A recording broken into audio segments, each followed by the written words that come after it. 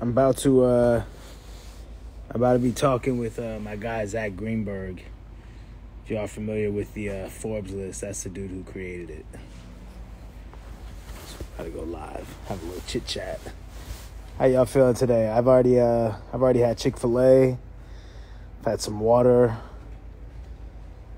If anyone cares. Let me see. This is in text me right. Join. Let's see. Boom.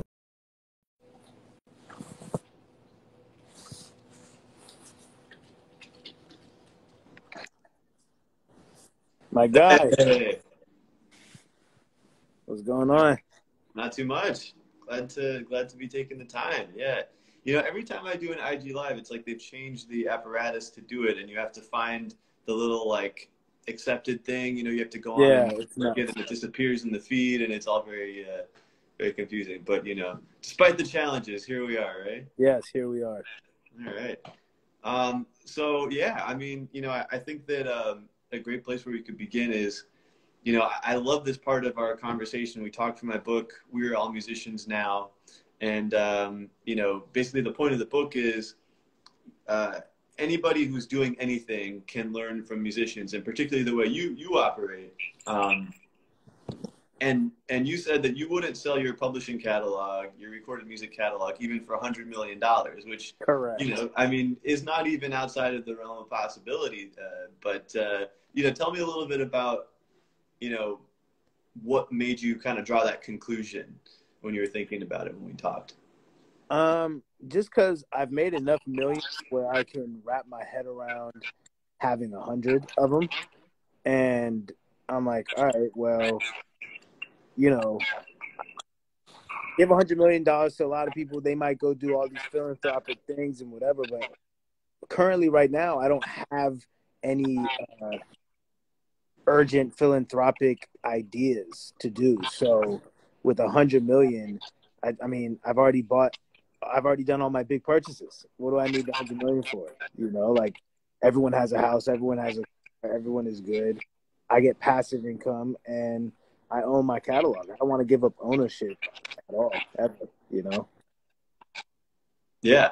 And, you know, you talked about multiples. I mean, maybe this is a little bit in the weeds, but, you know, I think it's so important for people to understand, like, there are these huge deals going down. Bruce Springsteen, you know, sells his catalog for 550 million bucks. Paul Mm-hmm. Simon sold it for a quarter billion. You know, but the way, like, these numbers aren't just coming out of the sky. There's a multiple, basically the amount of money, like if your catalog throws off 10 million bucks a year, these number crunchers say, all right, you know, this kind of artist is worth 20 times that, 30 times that for their catalog. You know, take me through the thought process, you know, when you're looking at your own catalog and, you know, some of the numbers that kind of come to mind for you. Yeah, I mean, basically, they just, you know, if you make 5 million a year off your masters and 5 million a year off publishing, you know, they multiply that by, let's just call it 12, roughly, you know, and so they'll give you 60 for your masters and 60 for your publishing, so you'll get 120. And it's like, yeah, it's a lot of money, but at some point, the belief and the faith I have in myself, I'm gonna touch 120 million anyway. You know what I mean? And I'm gonna touch it ASAP. And I just don't want to go to sleep at night knowing that someone else owns my shit. You know, I just think that that's the definition of selling your soul. So currently, I'm on the stance of not doing it, not selling my catalog.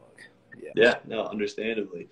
So, okay, so we're talking about, you know, all these big numbers. Yes, it would be great for everybody out there to have a catalog that, you know, that would be generating millions of dollars in mailbox money that they could consider selling, that kind of thing. But let's get back into this idea of we're all musicians now, because I just think that anybody out there in any career can kind of learn from what you're doing. And you said this great thing about how, you know, basically in the age of the internet, you know, we're all creators. Yeah. And it's just a different, you know, whether it's music or something else, it's just a different medium. So, I mean, how does that sort of resonate with you? You know, somebody out there who's not necessarily a musician, how they could kind of apply the lessons that, that you've learned to their careers. I mean, a lot of the lessons that I feel like I've learned and implemented have to do with tools that are applicable to any craft. Persistence, manifestation, uh, consistency, things like that. I don't care what you're doing. Being persistent and being consistent and positive and manifesting, all those things can be applied. And like me and you talked about, everyone at this point on the internet is a content creator.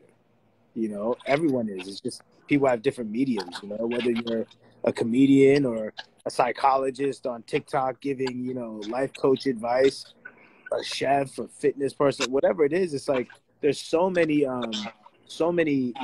avenues for content creators now. And it's like, in my opinion, just consistency is really the cheat code. And when you look at an app like TikTok, and my fans know I talk about TikTok all the time, but when you look at an app like TikTok, it's the greatest discovery tool for content creators in recent memory. Instagram and Twitter, the algorithms aren't set up for you to discover anyone new. I can't remember the last time, an artist or a content creator in general blew up on Instagram. It's been a minute. It's for musicians, and I know people who aren't on the app TikTok, they think it's like 12-year-olds dancing and that. Y'all are outdated, man. Y'all are outdated. Y'all have an old mindset. There's everything on there. There's 50-year-old psychologists on there. There's fitness gurus. There's chefs. I be finding hella recipes. You know what I mean? So it's like you just have to be consistent. TikTok has really shown that, consistency with your platform, with your content, can really garner like a little niche audience. And that's all you need. Everyone just has to have their own little niche and then super serve it, Yeah, 100%. And, I think on my end, it's been especially interesting following your career as an independent act because, I'm an independent journalist now. I left Forbes. I do all my work on Substack. You could all see it on zombieblog.com. That's how to get the stories. And, so I put out my top earning musicians list independently. I put the top 15 out independently. And I think that, yeah, I mean, it's kind of like at some point, if you become established in what you're doing, you sort of like, you don't need the label equivalent. Yeah. And you dabbled with that. You went to Columbia for a few years. Tell me a little bit about the process to leave. I mean, it kind of coincides with the Great Resignation, in the broader American experience, right? Everybody's losing their day jobs. You left your label. What was kind of going through your head when you decided to do that? The juice just wasn't worth the squeeze anymore, and I liked my experience with Columbia. There was no creative control restrictions or anything like that. But, you kind of start getting a better grasp on your career. And I was like, all right, I'm not really like a prolific radio artist anyway. I have more songs with plaques than songs that have been to radio. You know what I mean? So I was like, all right, that's all I really wanted to sign for in the first place back in 2016. And once I realized that I could kind of do all these things on my own, it was like, all right, well, this partnership just doesn't make sense anymore because y'all are getting too big of a cut for something that I can do myself, So, yeah, it just didn't make sense anymore. So we had to go our separate ways. And, even things like what I just did, today with dropping a remix to a song that I first saw as a duet on TikTok 2 days ago. And I turn it around and upload it in 2 days. You can't do that on a label. You can't do that on a label. Even when it's like, artists have negative receptions on their music and your fans are thinking this shit was ass and da-da-da-da. And you're like, fuck y'all, I'm about to drop something right now. No, you can't. You better go ask your label. You're going to have to go sit still. You're going to have to go sit still because they just fucking poured millions of dollars into your project. And they're not recouped on that yet. So they're not about to just fucking write another, millions of dollars for you to go, fuck up again. So the freedom is absolutely imperative to, I think, any content creators. I mean, imagine if you are a chef or you are a fitness guy or woman, whatever. Imagine you can't post your workout without asking someone else. Imagine you can't post you making your recipe without asking someone else. It's absolutely insane. So music should be thought of no difference. Like, I shouldn't have to jump through all these hoops and all these checks and balances to share my art with the world. What the fuck are y'all talking about? It's insane. No, I 100%.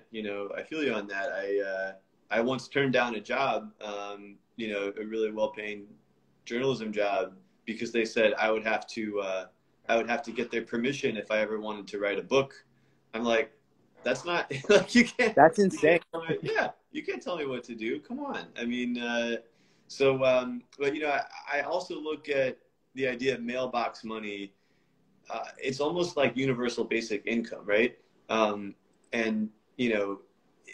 it's something that you could count on, that will come in, that will enable you to pay your bills and live the lifestyle you want, and you don't have to sort of sweat the small stuff. Your needs are taken care of, Yeah. and it enables you to go out and sort of take some artistic risks. So how do you sort of apply that? Like, how can the average person kind of go out there and create that stream of mailbox money, that'll kind of let them, take the risk? I mean, I guess maybe the better question is, when do you quit your day job if you don't have that sort of stream of something, right? Like, how do you sort of set it up so that you can have that security? Yeah.